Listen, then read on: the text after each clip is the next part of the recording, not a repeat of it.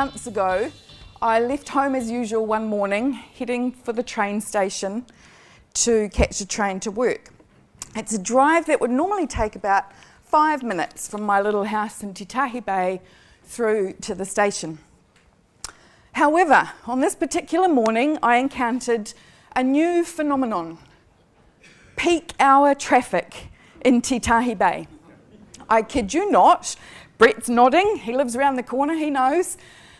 There was a queue, and I measured this morning as I drove, of almost 2 kilometres. This long line of cars, because at the moment, water pipes are being replaced, which is great. We know we need that. However, this threw my day into chaos, because what should have been a 5-minute drive was a 25-minute drive, and I missed my train. Now, I think I'm a good driver, but I'm not always a particularly patient one.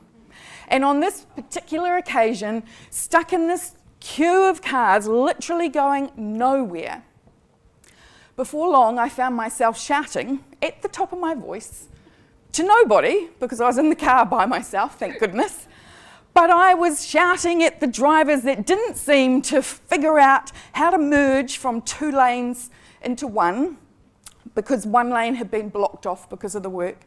I was shouting at the council workers, the contractors, and the person that controls the traffic lights, because for some reason, all the phasing on the lights also seemed to have changed.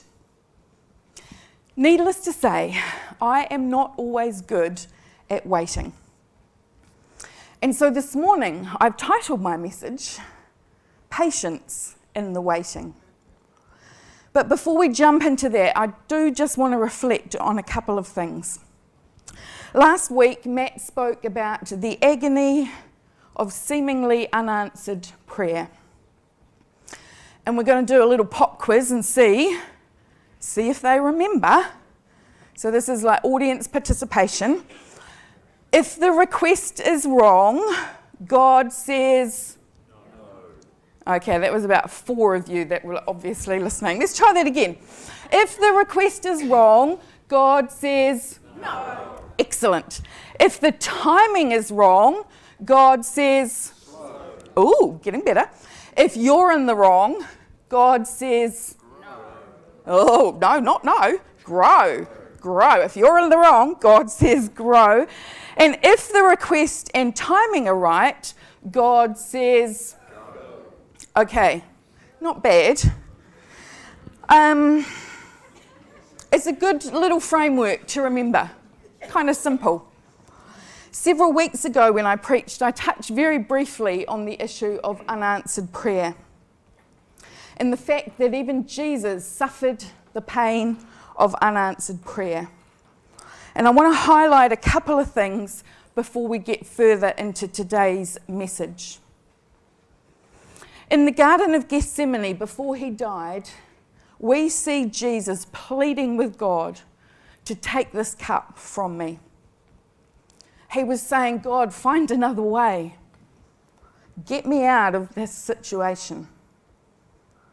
And while we don't know every word that Jesus prayed, we read that in his wrestling with God, he gets to the point of saying, yet not my will, but yours be done. Now there's a lot, stand by it again, apologies. There's a lot that can be said about this idea of wrestling with God. And that's a whole other sermon in itself, but I just want to bring you 2 quick points. The primary objective of wrestling in prayer is not to get God to change his mind and agree with what we're praying. It's about us getting an agreement with God and his will. It's getting to that point where Jesus got to, where he said, not my will, but yours be done. Secondly, God is not trying to destroy our faith when he chooses to withhold answers. He's trying to develop it. There are several parables that Jesus teaches about the importance of persevering or wrestling in prayer. There's also a number of stories that we read when people came to Jesus seeking an answer for a need. Again, we don't have time to unpack it all, but your homework for today is to go home and read the parable in Matthew 15, starting at verse 21.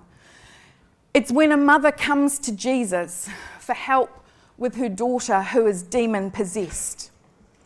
And interestingly, it says that Jesus answered her not a word.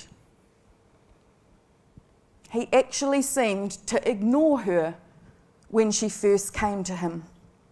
But rather than accept no response at all, the woman realizes this is an invitation for her to persist, to press in, and to not let go. And you can read what happens after the service. Prayer often requires wrestling and perseverance. And it's not because of any sudden stinginess on God's part.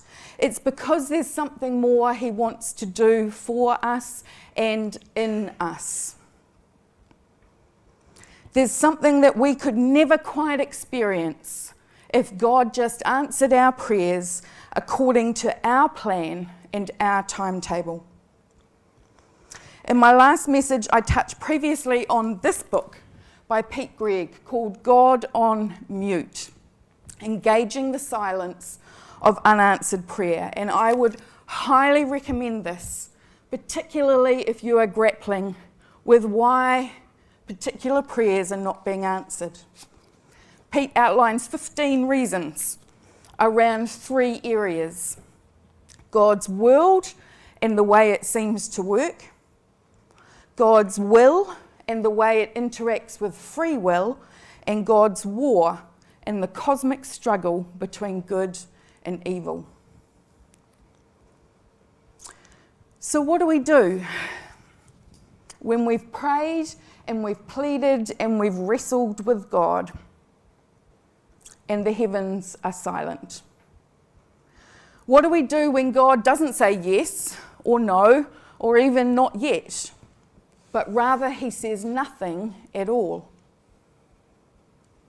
There's no better example of this than in the day after Good Friday, which is commonly known as Holy Saturday. Jesus is dead. His deepest wrestling and pleading with his Heavenly Father seemingly brought no response. His followers are bereft and lost and lonely. We don't really talk much about Holy Saturday.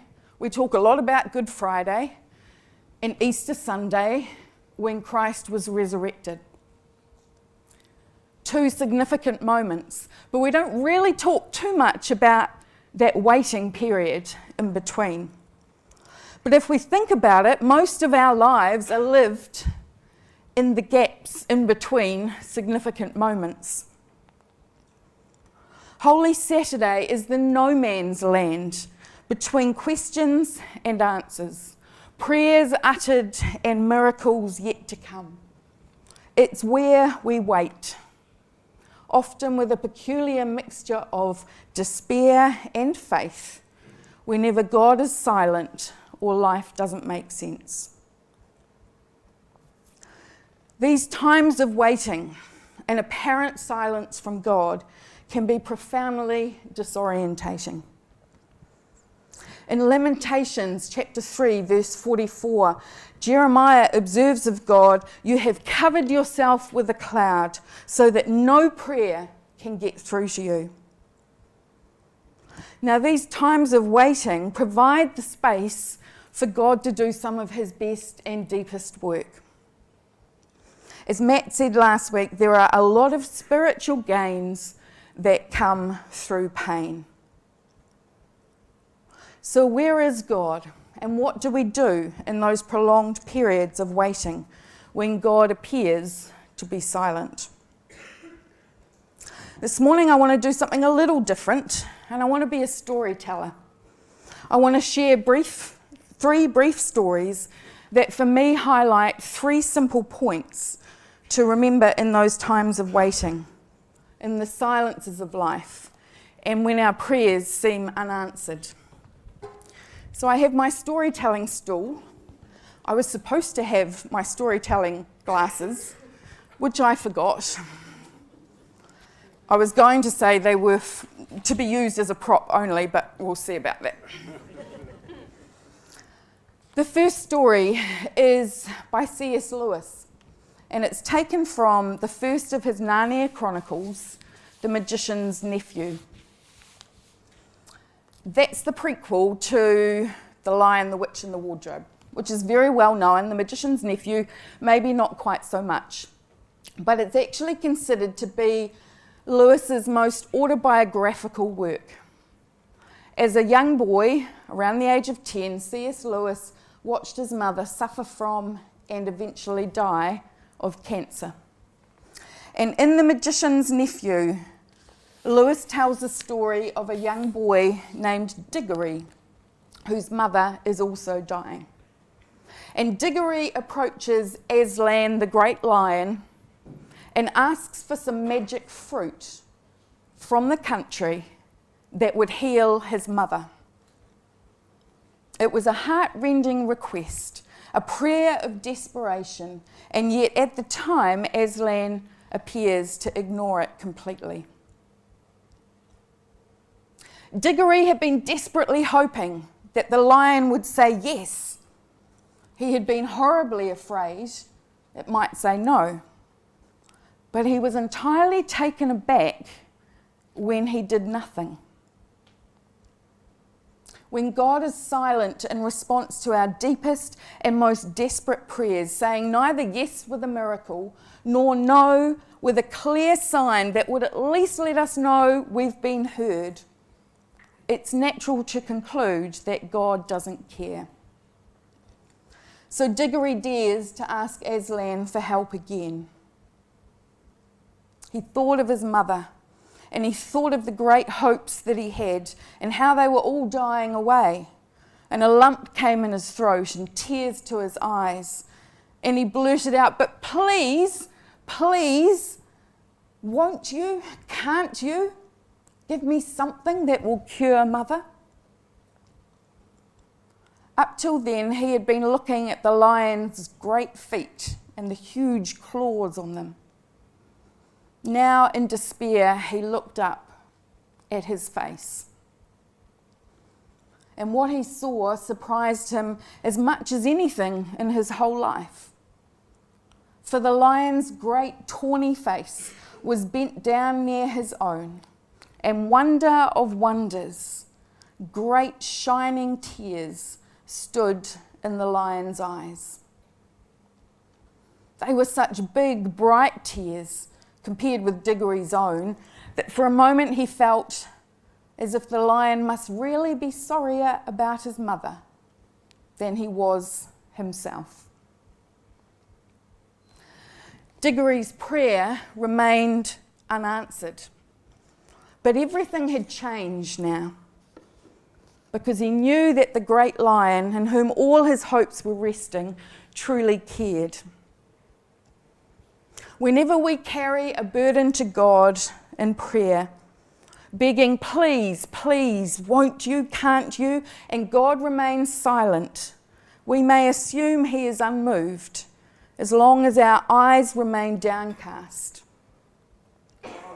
But when in our pain we dare to lift our gaze, we find his face bent down near ours, and wonder of wonder, we see great shining tears. In the same way, Diggory came to understand that Aslan loved him enough to share in his pain. We need to anchor ourselves in the absolute and eternal truth that we are dearly loved and deeply held by the Creator of the universe. We remember the depth of God's love for us. Jeremiah 31:3 says, "I have loved you, my people, with an everlasting love."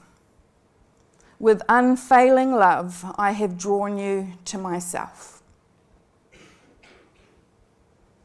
Now, I know that's just a story, and when the pain of life overwhelms, children's stories are by no means a basis for theology or prayer. In those moments, we would do well to return to the Garden of Gethsemane, where there's no cheap emotion.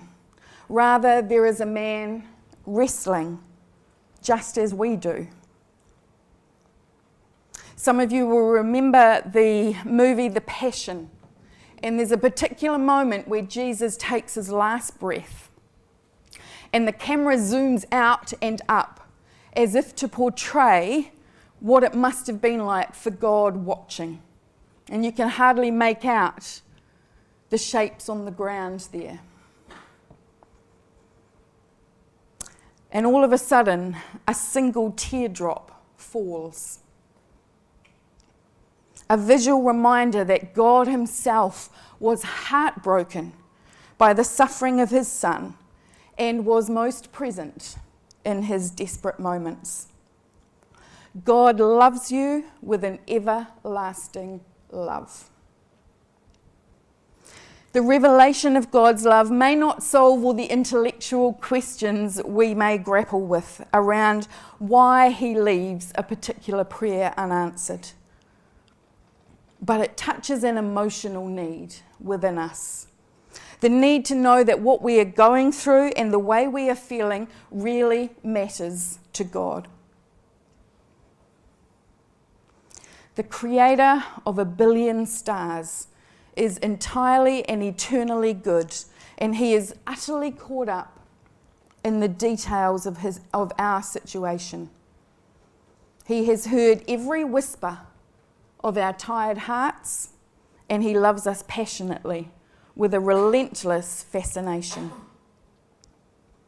His word is full of expressions of his love. The prophet Zechariah says, "Whoever touches you touches the apple of his eye." Zephaniah says that God will quiet you with his love and rejoice over you with singing. And Isaiah portrayed God as one who tattoos the name of his people on the palms of his hands. We are deeply loved.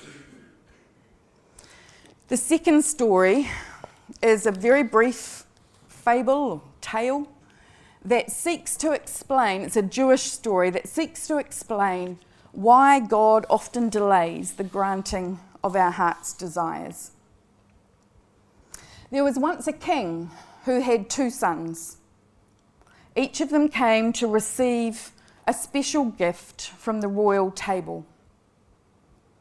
The first son appeared at his father's doorway, and as soon as he was seen, his request was granted. His gift was given. The father held this son in low esteem and was somewhat annoyed by his presence. The king ordered that the gifts be handed to his son at the door so that he would not come and approach the table. Then the king's beloved son appeared. The father took great pleasure in this son's arrival and did not want him to leave too quickly. And for this reason, the king delayed granting his request, hoping that the son would then draw near to him. The son came closer. He felt the father's love so deeply that he didn't hesitate to stretch forth his own hand to the royal table. Now, I'm not entirely sure about the theology of that story, let me say that up front, because it does appear that the king is playing favourites. I'm sure Matt would have a lot to say about that, but just don't worry. I don't believe that's the case with God. However, it does highlight that we can choose to resolve to deepen our relationship with God in those periods when our prayers seem to remain unanswered. God's desire for our lives is that we would dwell with him, and thereby come into a more fulfilling relationship with him. Both royal sons were loved and received gifts of equal worth. But contrary to appearances, the son whose desires were not immediately granted was in fact the most blessed because of the proximity he had to his father. I've always loved that little tale, even though I've wrestled with the theology of it. But there's a verse in Psalm 65, verse 4, that says, "What joy for those you choose to bring near, those who live in your holy courts." And again, it's a verse I've wrestled with. Could it be that God is looking for those whose hearts are maybe a little more tender, a little more desperate to experience that deeper relationship with God, and he chooses to bring those near? I want to be one of those people. And yet, on the other hand, I don't want to wait when I pray. It's a bit of a catch-22. God's great aim has always been and will forever be relationship with us. I think God considers our wondering and our questioning in those prolonged periods of waiting to be more important than the relatively simple act of answering our prayers. This is where he's shaping us to be more like Jesus. The third story is a particularly harrowing one, and I debated whether to include it. But it so beautifully illustrates my third point. It's a recount from a Jewish prisoner who was sent to Auschwitz. And she recounts the story of the hanging of 3 people, including a young boy. One day, when we came back from work, we saw 3 gallows rearing up in the assembly place. The guards seemed more preoccupied, more disturbed than usual. To hang a young boy in front of thousands of spectators was no light matter. All eyes were on the child. He was pale, almost calm, biting his lips. The gallows threw its shadows over him. The 3 victims mounted together onto the chairs. The 3 necks were placed at the same moment within a noose. "Long live liberty!" cried the 2 adults, but the child was silent. "Where is God? Where is he?" someone behind me asked. At a sign from the head of the camp, the 3 chairs were tipped over. Total silence throughout the camp. On the horizon, the sun was setting. And then the march past began. The 2 adults were no longer alive, but the 3rd rope was still moving. As being so light, the child was still alive. For more than half an hour, he stayed there, struggling between life and death, dying in slow agony under our eyes. And we were forced to march past and look him full in the face. He was still alive as I passed in front of him. Behind me, I heard the same man asking, "Where is God now?" And I heard a voice within me answer him, "Where is he? He's right here.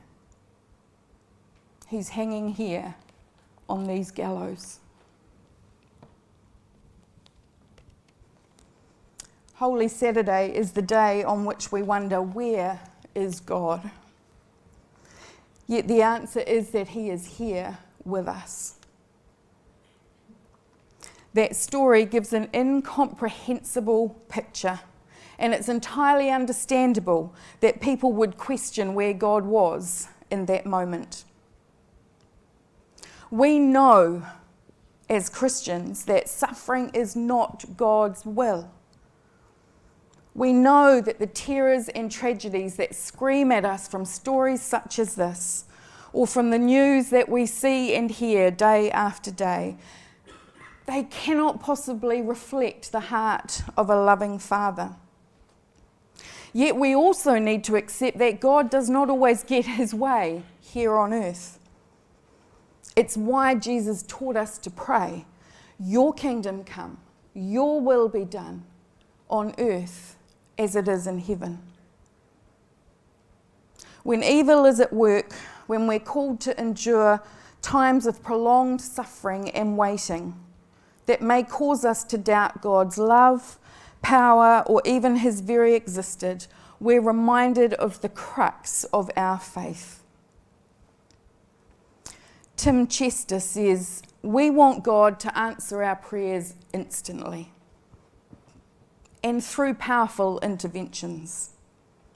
But in the cross, we recognise by faith the presence of God in our weakness. The silence remains silent, but we see in the cross the hidden God who is with us in our suffering. Whenever life gets tough and we cry out to God for help, our desire is always to be removed from and airlifted out of that particular situation. But more often than not, instead of airlifting us out, God parachutes down to join us in that pain. I've been watching a series on TV, I think it's TVNZ, called First Responders. And there was one particular story where I think it was the Auckland rescue helicopter responded to a boat that had sunk in very heavy seas. 4 or 5 people had been thrown into the water. 2 of them managed to get in to the life raft, but 2 of them were still in the ocean being tossed by these waves. And along comes the rescue helicopter. And I always think, how cool would it be if they could just throw down a rope and you could grab hold of it and be yanked out of it, and that was it. It doesn't work like that. The rescuer had to be winched down into that situation. He found himself in the ocean, also being tossed by the heavy seas. And these 2 people had been tangled up in the cords or the ropes from the life raft. And he spent what felt like minutes, hours, trying to cut away these cords so that he could get these people out. In the same way, God is with us in our situation. Deuteronomy 31:8 says, the Lord himself goes before you and will be with you. He will never leave you nor forsake you. Waiting is tough, and yet it's in the waiting that we affirm our belief in God's sovereignty and providence to bring about the good that he promises. And so we remember the depth of God's love for us. We resolve to deepen our relationship with God, and we recognise his presence with us. They're pretty simple things in one sense. I was kind of worried that it was a bit too simple. And then I was reminded of how often I need to be remembered, or how often I need to remember those things. Like many of you, I carry prayers that I've prayed 1,000 times over that are yet to be answered in any tangible way. And maybe like some of you today, There are times when I've been tempted to downgrade my expectation of what God can do in order to protect myself from disappointment. Sometimes it's easier just to stop praying for a particular thing than to experience what sometimes feels like a mini crisis of faith when I pray that prayer and the answer doesn't come. In those moments, it's passages like the one we heard from Isaiah 40 that I turn to. And I want to read just part of those verses again, from verse 27. And I often put my own name in here. Mandy, how can you say the Lord does not see your troubles? How can you say God ignores your rights? Have you never heard? Have you never understood? The Lord is the everlasting God, creator of all the earth. He never grows weak or weary. No one can measure the depths of his understanding. He gives power to the weak and strength to the powerless. Even youths will become weak and tired, and young men will fall in exhaustion. But those who wait on the Lord will find new strength. They will soar high on wings like eagles. They will run and not grow weary. They will walk and not faint.